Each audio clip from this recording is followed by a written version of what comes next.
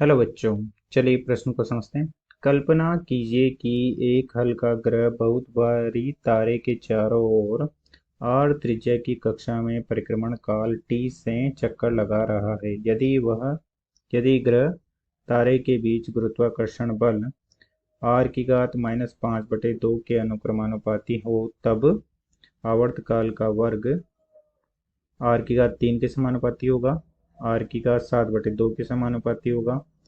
r⁻³ के समानुपाती होगा, या r⁻³ 3/3.76 के समानुपाती होगा। हमें बताना है कि आवर्तकाल का वर्ग निम्न में से किस संबंध को संतुष्ट करता है। मुख्य अवधारणा में हम देख सकते हैं कि किसी तारे के चारों ओर उसके केंद्र से r त्रिज्या की कक्षा में कोई हल्का ग्रह गति कर रहा है, तो माना कि हल्के ग्रह का द्रव्यमान m है तथा भारी तारे का द्रव्यमान M है, तो तथा यह ग्रह v वेग से गति कर रहा है, तो भारी तारे के गुरुत्वाकर्षण में हल्का ग्रह कक्षा में चक्कर लगा रहा है, तो इसके लिए हल्के ग्रह को आवश्यक अभिकेंद्रीय बल दोनों पिंडों के मध्य लग रहे गुरुत्वाकर्षण बल से प्राप्त होगा, जिसे हम इस प्रकार से लिख सकते हैं कि अभिकेंद्रीय बल ग्रह को मिलने वाला अभिकेंद्रीय बल mv²2/r बराबर होगा gm गुणा m और दोनों के बीच की दूरी R का वर्ग, जहाँ से हम लिख सकते हैं m से m कट जाएगा, r से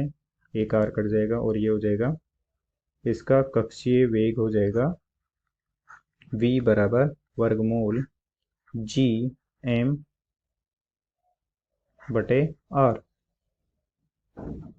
या ये हो जाएगा v² बराबर gm/r। अब इस गति कर रहे ग्रह के लिए हम आवर्तकाल की गणना कर सकते हैं, जो कि हो जाएगा आवर्तकाल हो जाएगा t बराबर दूरी बटा चाल। चूंकि यह ग्रह 2πr परिधि की कक्षा में v वेग से गति कर रहा है,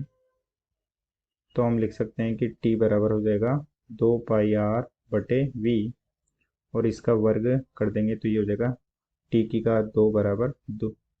4π का वर्ग r का वर्ग बटा v का वर्ग, और v का वर्ग हम लिख सकते हैं कि 4π⁻² r⁻² बटा gm/r, जो कि हो जाएगा 4π⁻² r⁻³ बटा gm। इस प्रकार से हम r त्रिज्या की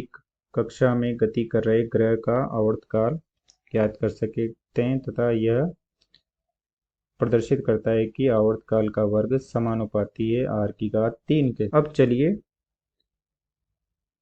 प्रश्न के अनुसार, जब गुरुत्वाकर्षण बल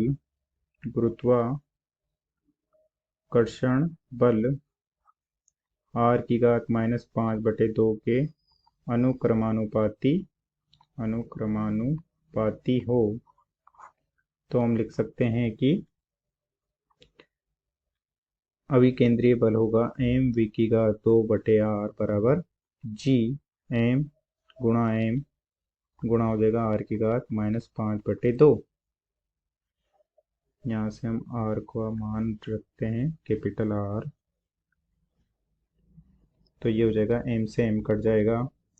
और ये हो जाएगा v² बराबर gm r⁻² हो जाएगा -3/2, या v² बराबर हो जाएगा m बटे r की घात 3/2 तथा आवर्तकाल हो जाएगा t बराबर परिधि बटे 4 अर्थात 2 पाई r बटे वेग v